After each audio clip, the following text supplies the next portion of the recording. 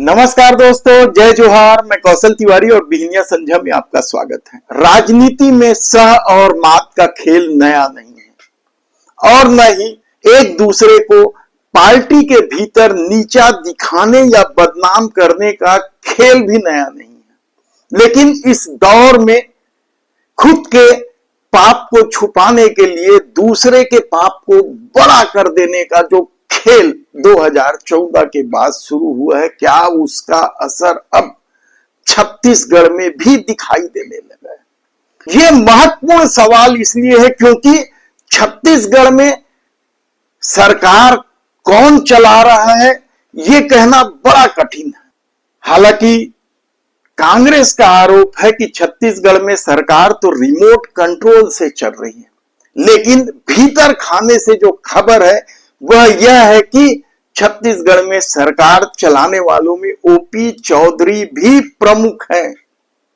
तब युवाओं में खलनायक के रूप में उभरने लगे ओपी चौधरी अब अपनी छवि बनाने के लिए दूसरों की छवि खराब कर रहे हैं। ये बड़ा सवाल है और ये सवाल इसलिए उठ रहा है क्योंकि लगातार मंत्रियों के या निगम मंडल में जो अध्यक्ष बने हैं या रमन सिंह के खास या साय सरकार के खास लोगों के खिलाफ जो खबरें आने लगी है भ्रष्टाचार को लेकर, या फिर संगठन में भारतीय जनता युवा मोर्चा के प्रदेश अध्यक्ष रवि भगत को नोटिस का मामला, कहीं ना कहीं चर्चा इस बात की है कि इस पूरे खेल में ओपी चौधरी शामिल है। तब इन चर्चाओं को लेकर अब जो खबरें आ रही हैं, तहसीलदार वाले नारियल की बात नहीं है, अब तो उससे भी आगे बात पहुंच गई है उप मुख्यमंत्री तक। उप मुख्यमंत्री विजय शर्मा की भी बात नहीं है क्योंकि कानून व्यवस्था तो उनसे संभल नहीं रही है, अपराध लगातार बढ़ रहे हैं और अब जेलों से भी जो खबरें आने लगी है, यानी कैदी नहीं संभल रहे हैं और कैदी फरार भी होने लगे। तब आज हम बात कर रहे हैं उप मुख्यमंत्री अरुण साव का। क्या अब अरुण साव की छवि बिगाड़ी जा रही है या फिर सचमुच अरुण साव लेन देन के खेल में इस कदर शामिल हो गए कि उन्हें किसी से मतलब नहीं?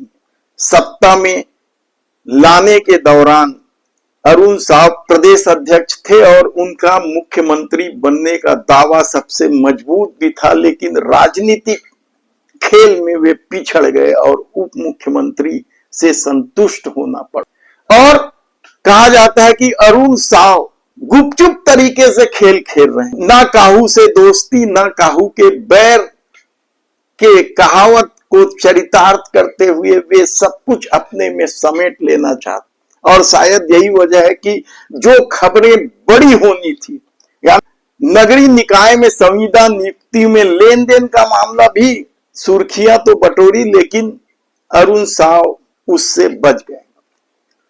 देश के प्रधानमंत्री नरेंद्र मोदी की महत्वाकांक्षा योजना जल जीवन मिशन को लेकर कितने ही सवाल उठे, लेकिन अरुण साव चुपचाप अपनी छवि बनाने में लगे रहे। लेकिन अब जो खबर आ रही है वह बेहद ही चौंकाने वाला है। कहा जाता है कि अब अरुण साव और ओपी चौधरी में ठन गई है और ओपी चौधरी अपनी बिगड़ती छवि को सुधारने के लिए अरुण साव की छवि खराब कर रहे हैं।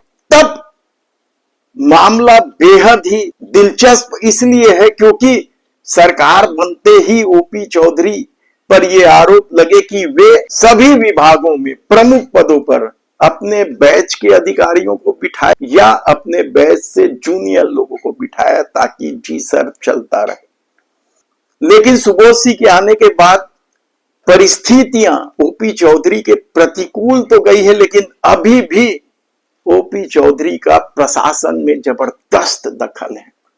तो क्या प्रशासन में बैठे अफसरों के माध्यम से यह खेल खेला जा रहा है? और कहा जाता है कि यह खेल में कई अधिकारी, कई आईएएस, कई आईपीएस शामिल हैं जो सरकार में बैठे दूसरे मंत्रियों की छवि खराब करने में लगे हैं किसके इशारे पर, कहना बड़ा मुश्किल है, क्योंकि पार्टी के भीतर सब कुछ ठीक नहीं। इसका सबसे बड़ा सबूत तो मंत्रिमंडल में विस्तार नहीं होना और संगठन की नई कार्यकारिणी में विस्तार नहीं होना है। लेकिन अब जो खबरें आ रही है छवि बिगाड़ने को लेकर, तो क्या इस खेल में कई आईएएस आईपीएस जो शामिल हुए, उनमें एक नाम मयंक चतुर्वेदी का भी है। बड़े बड़े पदों पर रहे मयंक चतुर्वेदी, इन दिनों रायगढ़ में कलेक्टर हैं, यानी ओपी चौधरी के विधानसभा क्षेत्र में, घर में कहा जाए तो गलत नहीं हो। और मयंक चतुर्वेदी और ओपी चौधरी के संबंध किसी से छिपा नहीं है। जनसंपर्क विभाग का मामला ले लो, कई सारे मामले हैं। लेकिन मयंक चतुर्वेदी ऐसा क्या कर रहे हैं जिससे ओपी चौधरी और अरुण साव के बीच की वैमनस्यता दिखाई देने लगी है? क्यों चर्चा में है?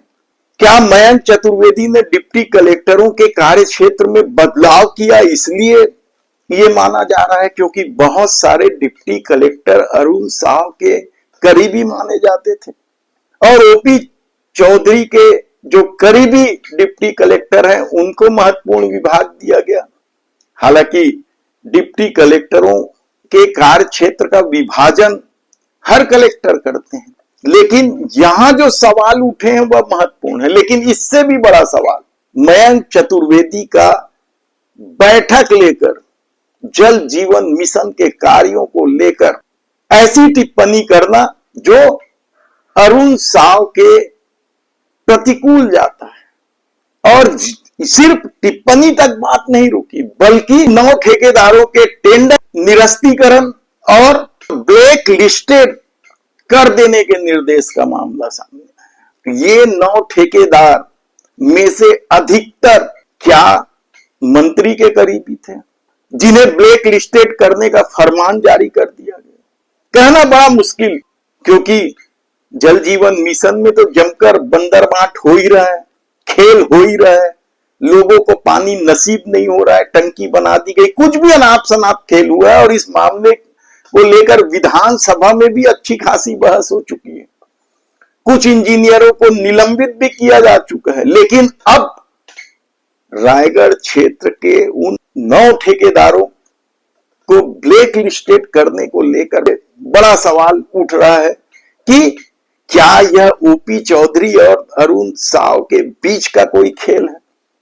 और अरुण साव की छवि को लेकर सवाल उठने हैं, क्योंकि जिन 9 ठेकेदारों को ब्लैक लिस्टेड करने का निर्देश दिया गया है उनमें मेसर्स गुप्ता ट्रेडिंग, आशीष ट्रेडर्स, जितेश्वर साहू, याद रखिए आप एक एक नाम, ये किन लोगों के हैं, अजय सेल्स, मुकुल मन्नत कंस्ट्रक्शन, दुर्गेश चंद्रा, हरि कृष्णा कंस्ट्रक्शन, हीरा देवी, जांजगीर चांपा के ये ठेकेदार हैं, और केपी राठौर, ये भी जांजगीर चांपा से हैं। कहा जाता है कि 9 लोगों को ब्लैक लिस्टेड करने का निर्देश कलेक्टर मयंक चतुर्वेदी ने दे दिया। और यहीं से ये चर्चा जबरदस्त चल रही है कि जो चहेते हैं अरुण साव के, उप मुख्यमंत्री के, जल जीवन मिशन के मंत्री के, उन चहेते ठेकेदारों को ब्लैक लिस्टेड सीधा कर देने की सिफारिश क्या कोई नया खेल है? क्या सचमुच अब अरुण साव और ओपी चौधरी में लड़ाई छिड़ गई?